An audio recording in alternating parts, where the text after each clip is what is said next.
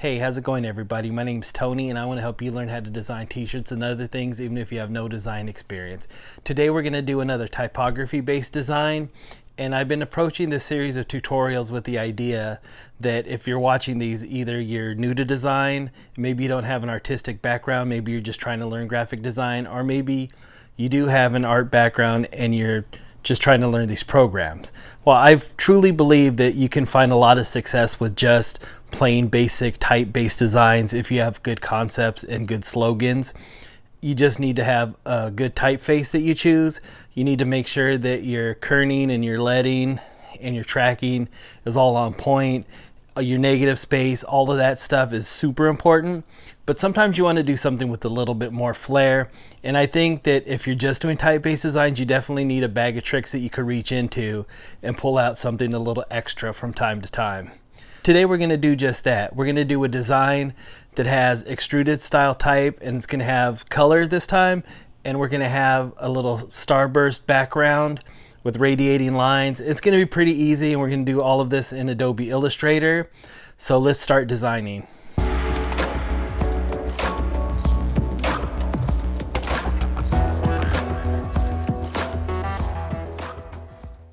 This is the design we're going to be making today. We're in Adobe Illustrator, and let's just jump right into it. So the first thing I want to do is make these radiating lines in a circle. So I'm going to grab my color here, which is 60% cyan. Make sure that that's my stroke. Grab my pen tool, which is P on my keyboard. And I can just click anywhere on my artboard, hold down Shift, and click again, and holding down Shift is just going to constrain this to a perfect vertical line. And once I have that done, I'll make sure this is selected, and then I can change my stroke. We can make this about 6 points. Now once we do that, we want to make this go in a circle. So we're going to go here to Effect, Distort and Transform, Transform.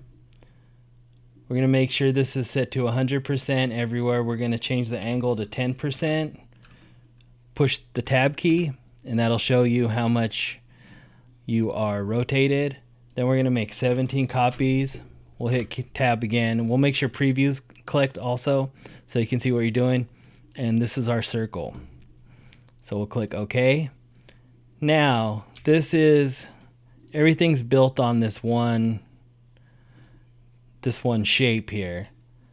So as we change that shape, it changes everything at once. So we want to make sure this is selected. Then we're going to go to Object, Expand Appearance, and now this is going to make this a bunch of different lines.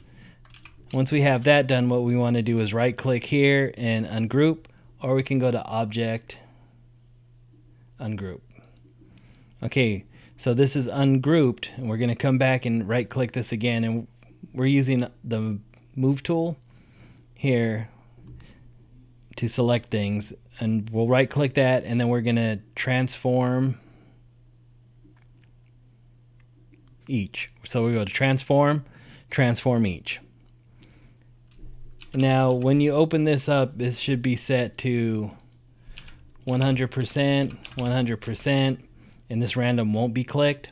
So we're going to change this to 85%, 85%. You can make this any value you want. You just want to make sure both of these are the same, because if you change the scale of just one, it starts becoming distorted. So we're going to change the horizontal and the vertical scale both to 85. Then we're going to click this random. And the cool thing about this random is you can undo it and redo it until it's exactly how you want it. So if you're not happy with it, just keep trying until it looks the way that you want it to look. Then we're going to click OK. Now we have this as one object. What I want to do now, for now, is just lock it. So while it's still selected, I'm going to go Object, Lock, Selection, and now I can design over this without having to worry about accidentally selecting it. So now we're going to grab our typeface, which is Alpha Slab 1 Regular. You can get that on Google Fonts, and it's 100% free. So we'll just move this here, and I'm gonna make this say I don't care, and we'll make sure our paragraph is set to align center.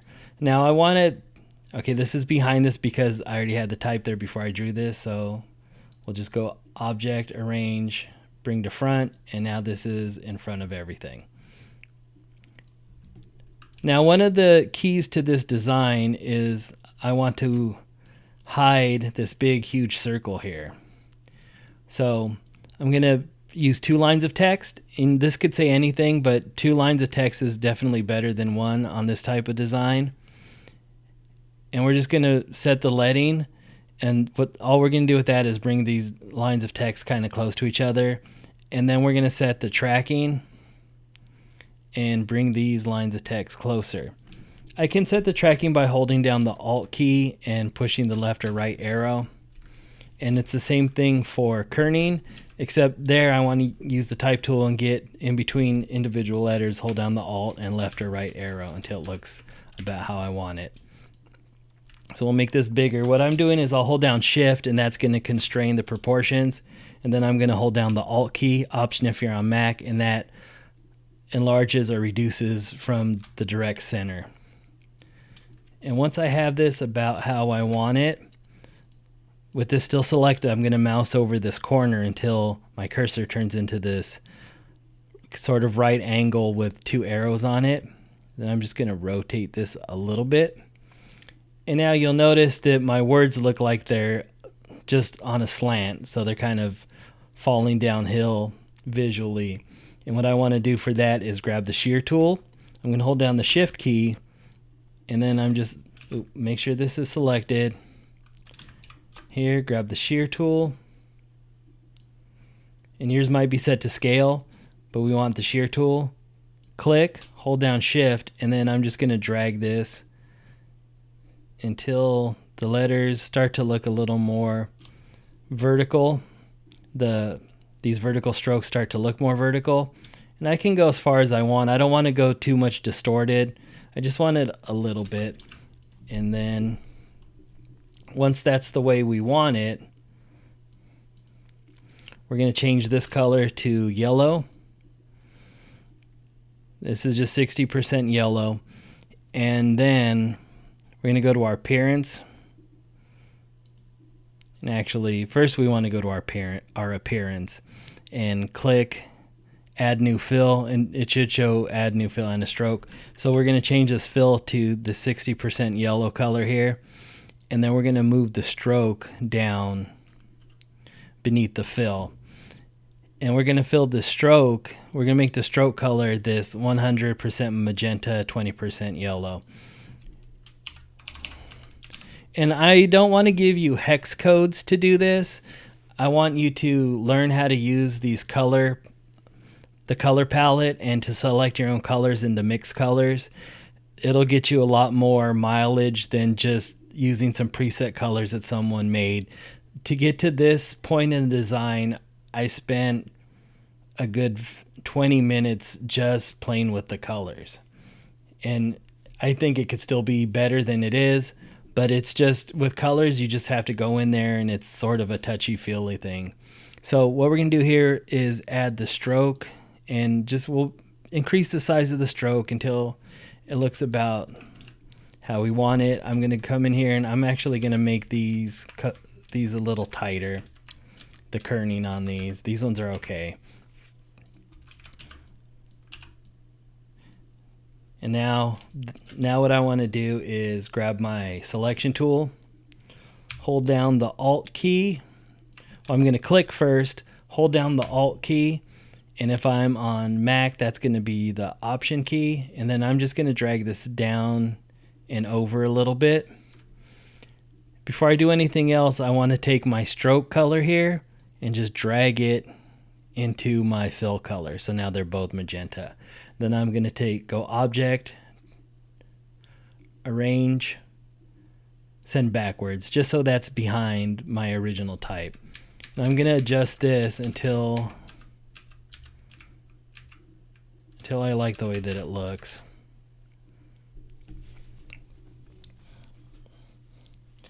And once that's done, I'm going to take my selection tool again.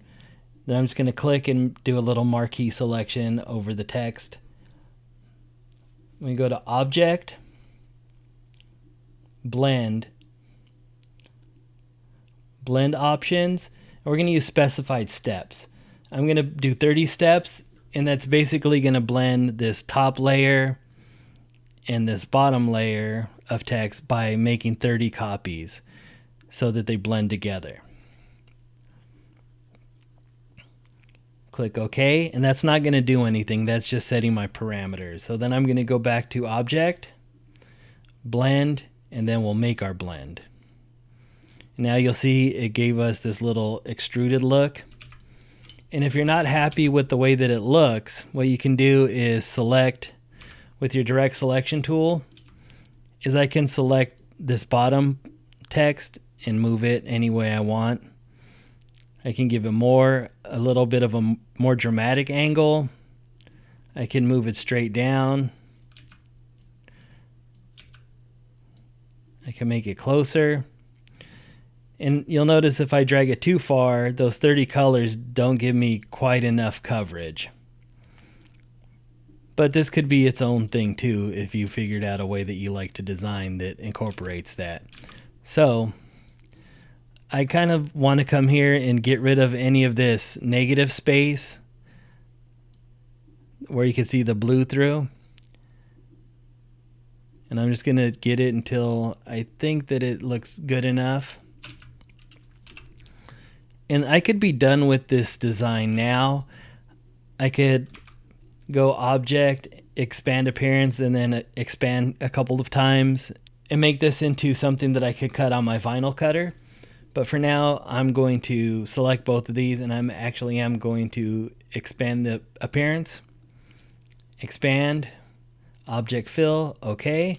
Now you notice this expanded everything, all of these copies, but it didn't expand this outline. So that's the next thing I want to do. Object, expand, one more time, object fill stroke, okay. And we're a little bit closer, but we're still not all the way done. So one more time, object, expand, fill, and stroke. And now everything's expanded. Now with all of these layers expanded, I'm going to merge everything. So I'll go to my Pathfinder and merge. And this might take a minute just because there's a lot of math. All of these paths need to be turned into one solid object. And once that's done, now this yellow is its own shape. All of these yellow pieces and all of the magenta pieces are their own solid shape. Now if I want to get really in depth with this, I could select all of these points except for these edge ones, delete them, and then connect these two anchor points. And I can do that anywhere where there's these jagged lines. But for now, we're just going to keep this simple. But that's the next step of this if you want to make this look really smooth. And it's really simple to do. You just select any of these. And I'm just holding down the shift to select multiple instances. Delete. Get my pen tool. You'll notice next to my cursor there's a little diagonal dash. You'll click this and then find this other anchor point. Click that. And now you have a smooth edge instead of this rough edge. Or you can also make more copies, but they'll still be somewhat of a rough edge no matter what you do. And again, we can just go and go. But like I said, for now, let's just finish this design the same way that it was in the example. So I'm going to select this magenta color, go to my appearance panel and move the stroke beneath the fill. Now if there's no stroke showing, then I would just come over here and click this add new stroke. And we're going to make this stroke white. We're going to make sure that our align stroke is set to center. And the corners, we're going to keep a miter join on them. We can make this round at the corners or beveled, but for now we'll just keep this with this miter, and the cap, it doesn't really matter either. We're going to add a stroke to this until basically what we're doing is we're just trying to create a little separation between this magenta and these lines back there. So it's just going to give our design a little bit more separation and give it a few more layers. Okay, so once that's done, we want to make the white outline around these letters. So we're just going to select each one of these with the direct selection tool and hold down shift, and then you just click each next letter. Make sure our stroke is behind the fill. We're going to go with a white stroke. And we're just going to make it, we don't want to go too big because we don't want to go outside of the limits of what's already there. So we're just going to make this, mine will be about 3 points. I can go 4, but I think 3 points gives us a little more room on this edge. Actually, no, I think I will go with 4 point. Okay, so that's 4 points, and now we're going to add another stroke on top inside of the yellow. So we'll make a new stroke here, add new stroke, and we'll make sure that this stroke is above the fill. And what we're going to do is we're going to use this red color. So with our stroke selected, here we're going to make this 28 cyan. Let's see. Okay, we want this stroke selected. So one thing we want to make sure is that you can see on this appearance panel, whatever colors are being affected by the color palette have this little black outline on the swatch. So now this stroke is being affected because I made sure to go ahead and click that swatch. So we'll make this 28 cyan, 100 magenta, 94 yellow, and 39K, which is black. And now we want to make sure that the align stroke is set to align stroke to the inside. And that's going to move the stroke to the inside of these outlines. Now this stroke is way too big, and you'll see it's starting to distort the letters, and we don't want that. We want just a little modest outline here. And so 2 points should do for this design.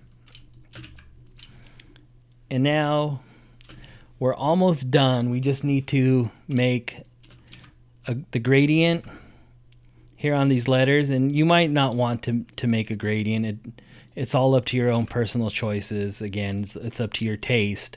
I want you to learn how to design in a way that you find pleasing and not just copy my design like it's a recipe. I want to show you the techniques, and I want you to pick a typeface that you like and use line weights that you like and just things that appeal to you. You might want these all to be rounded on the edge. You might want a thinner type. It doesn't really matter if you copy what I'm doing exactly like it's a recipe. What matters is that you're learning how to use the tools and you're learning how to make choices with the tools. I select all the yellow again, just direct selection tool, click, shift, click, hold down the shift, click, click, click, click. And I'm only selecting this top line right now. And I'm going to go to my gradient menu. And yours will probably be set to black and white. Since I already made this design, it kept my gradient. I want to make sure I'm using a linear gradient here. And the first thing I want to do is make sure that I have my fill selected, not my stroke. So now I'm going to make this linear gradient, and you'll notice it kept the black and white color. It made it black and white. And that's perfect because I want to change it to those yellow colors. So I'm going to make this 90 degrees, and that's just going to make it go up and down instead of left to right. I want this left color here to be the 60%, and you'll notice that my color palette is set to just black and white. So I'll switch that back to CMYK. We'll make this one 60. Actually, we want this darker one to be 60. So we'll make this CMYK 0. Set this 60, 0. And then we'll take this other one here on the left and we'll change this to 54 magenta, 89 yellow. And if we want, we can actually move this in on this gradient and add another gradient slider here. Okay, so what we're doing here is we're going to add. So we're going to go down to the slider until our cursor turns into this little arrow with the plus symbol next to it, and that's going to add one more layer here. And we can change this to just yellow.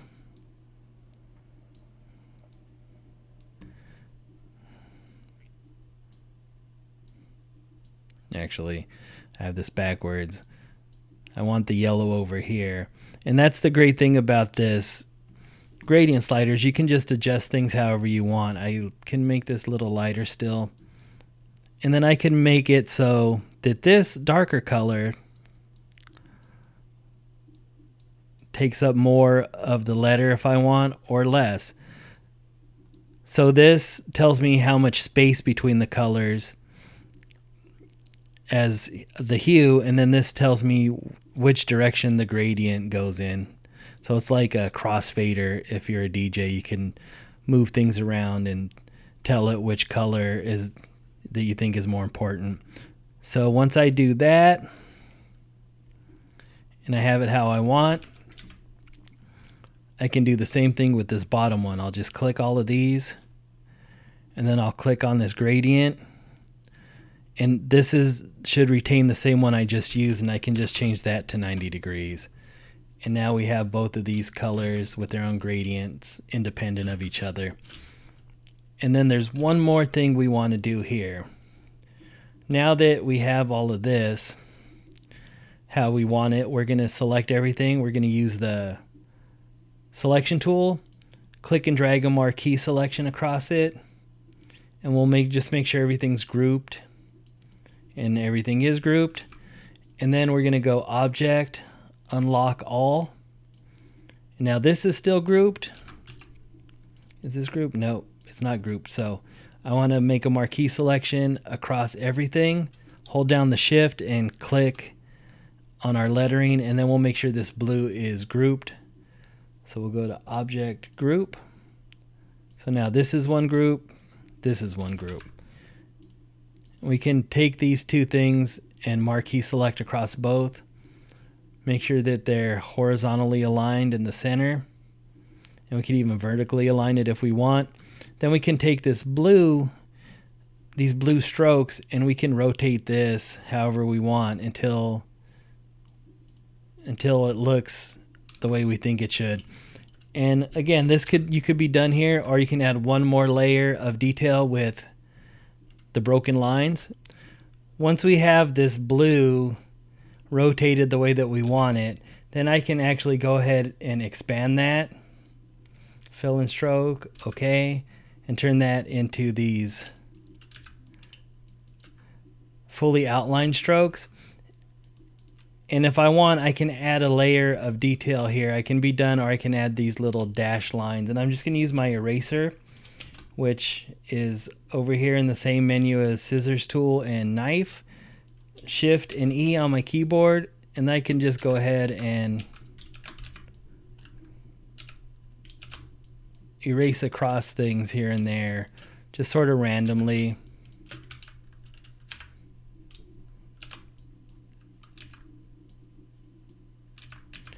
I don't know why this is doing that.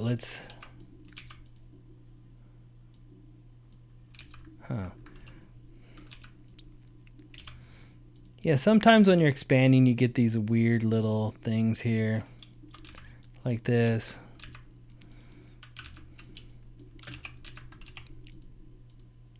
So let's see if we click this and lock it. We'll lock the selection, and we'll see if this still gives us that problem. Okay, yeah, so for now we'll just lock that and make these little here and there breaks in the lines. And we just want this to be pretty much random.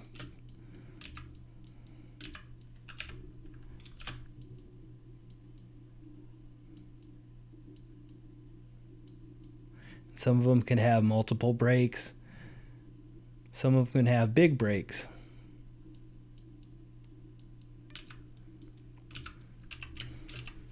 Now once we have that the way we want it, we're definitely going to come back here and unlock all. And we'll make this black border behind it just so you can see what's going on.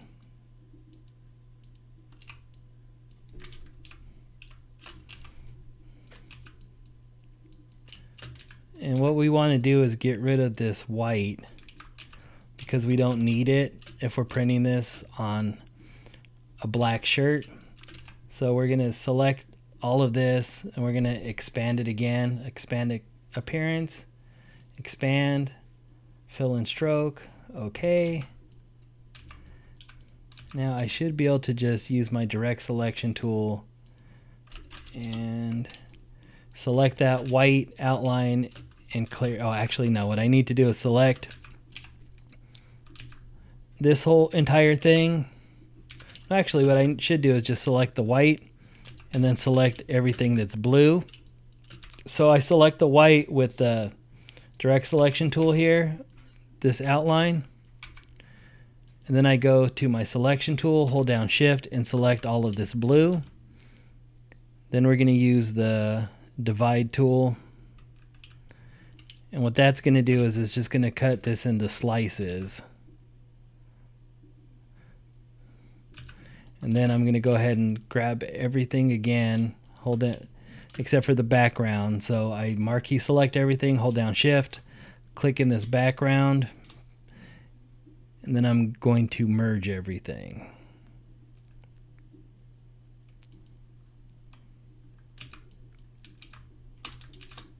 Now with my direct selection tool, I could select this white, delete it, and now the white is gone and the blue is broken up where the white used to be. And that's pretty much it for this design. It's pretty simple and you can make it your own. You can do whatever you want with it.